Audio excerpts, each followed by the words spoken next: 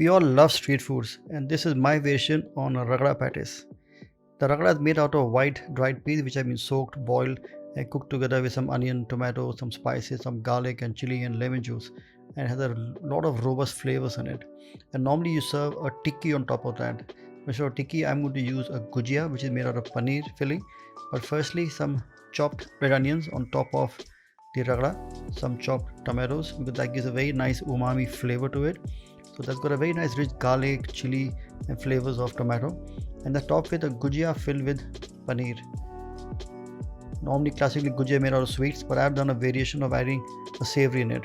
Garnish that with some coriander cress, and the dish is ready to be served. A very simple take on the classic Indian street food. My paneer gujia chaat.